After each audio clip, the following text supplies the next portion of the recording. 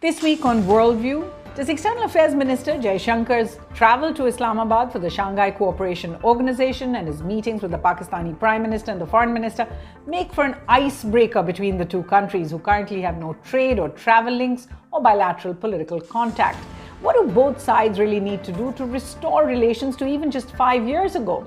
We'll have details of an exclusive interaction with the former Prime Minister of Pakistan, Nawaz Sharif.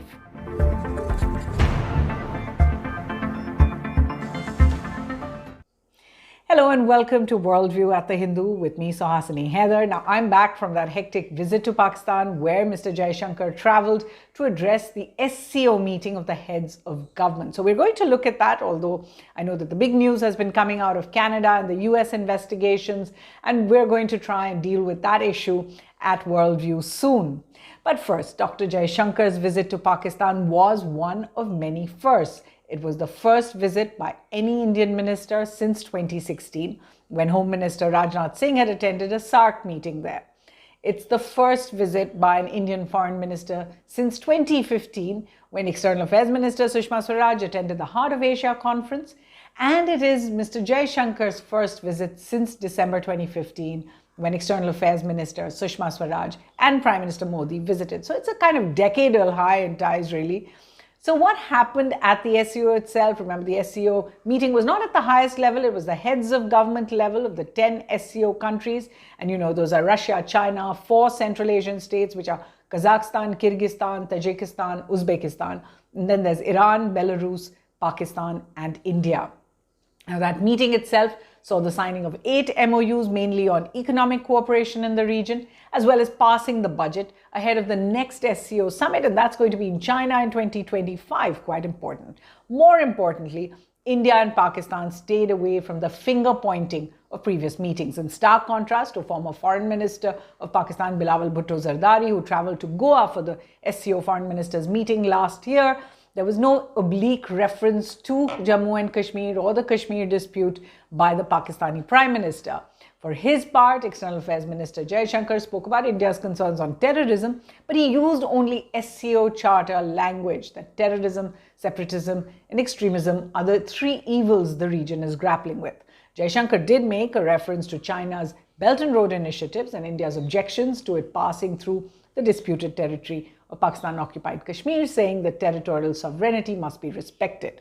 But most importantly, on the sidelines were those meetings, and there were some sneak videos of them that went out as well. But basically, Mr. Jaishankar meeting and speaking with his Pakistani counterpart, Ishaq Dar, not once but twice, once at a dinner and then at a lunch, both hosted by Prime Minister Sharif. They're understood to have held informal conversations. The MEA, of course, played down anything about the substance of those talks. Listen in. In Islamabad, you would have seen the only bilateral meeting that our External Affairs Minister had was with Mongolia. Other than that, there were some pleasantries which were exchanged on the sidelines of the meeting, especially during lunch and dinner. That is all that we have to say about his visit.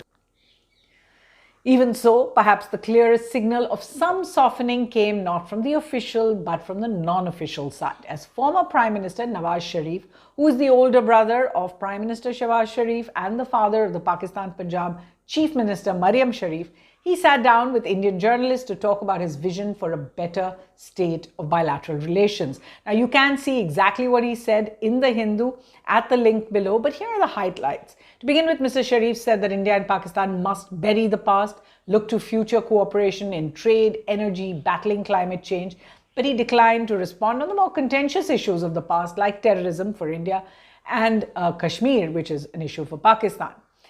He said that he appreciated Mr. Modi's Lahore visit in 2015. He said it was no small gesture. And in fact, he attacked Pakistan's former Prime Minister Imran Khan for his personal criticism of Prime Minister Modi in 2019 after the moves on Kashmir, where he even made comparisons to Hitler and Mussolini. Mr. Sharif said that he believes trade, rail and road links should be restored, that Pakistan had snapped them in 2019. He said high commissioners should be reappointed and that India and Pakistan cricket teams should resume playing in each other's countries, beginning with the Champions Trophy that's going to be hosted in Pakistan next February. Mr. Sharif's message was the third in a series. In May this year, he said the Kargil war had been a mistake. It was a betrayal of the Lahore Declaration and Prime Minister Atal Bihari Vajpayee's visit to Pakistan and his gesture there. The Ministry of External Affairs welcomed Mr. Sharif's words. They called it an objective view on Pakistani actions. Then in June, Mr. Sharif tweeted his congratulations to Prime Minister Modi on his third term, and Prime Minister Modi responded to those warmly. Remember, Mr. Sharif is not in office, and so it's unclear whether he spoke for the government or for the military establishment in Pakistan, but he is the president of the ruling PMLN party and seen as a sort of influential figure in Pakistan. So you have to put it in that context. Is this a good time for India-Pakistan to try and essay some kind of a new opening in ties? Several reasons point to why it is. To begin with, both countries have had elections this year, so the governments are expected to be stable. The second, that conflicts in other parts of the world are really occupying every kind of geopolitical attention, and as a result, there's really no appetite for any kind of hostilities between India and Pakistan when it comes to the international community. Third, of course, is Pakistan's continuing economic woes. We've seen it dodge an IMF default, but it remains a precarious situation there in Pakistan. And without trade with India, Pakistan's losing out on a lot of much cheaper goods that they're in any case importing from India, but through third countries.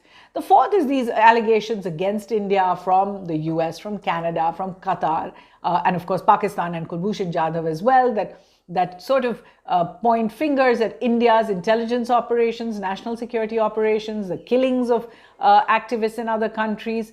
As a result, this may be a good time for India to address its relations with Pakistan, given that these accusations are coming from other countries as well.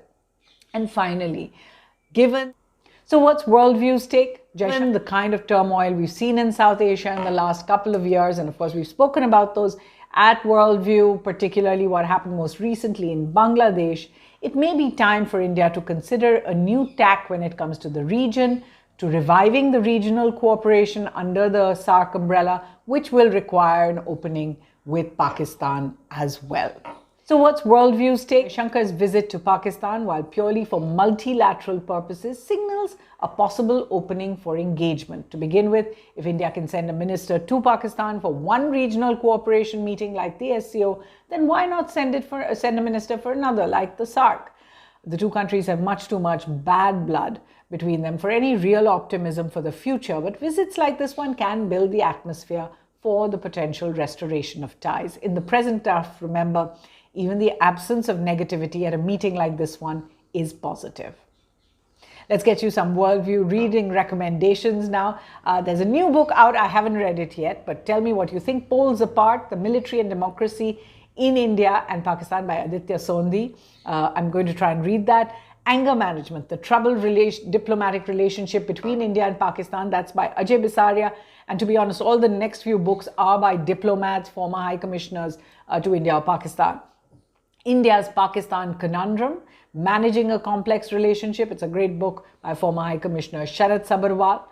Then a book which is an all-time favorite called The People Next Door, The Curious History of India-Pakistan Relations. This is by T.C.A. Raghavan, a former diplomat who's worked on Pakistan for many years. Then there's a book I didn't particularly like called Hostility by Abdul Basit. He was Pakistan's High Commissioner to India, and his book is a fairly negative account of his experiences.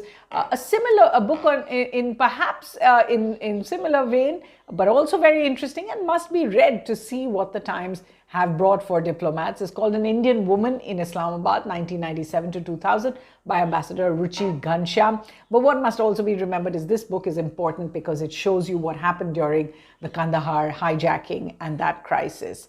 Finally, there's a book I often speak about. It's called In Pursuit of Peace, India-Pakistan Relations under 6 Prime Ministers by the former Special Envoy Satinder Kumar Lamba.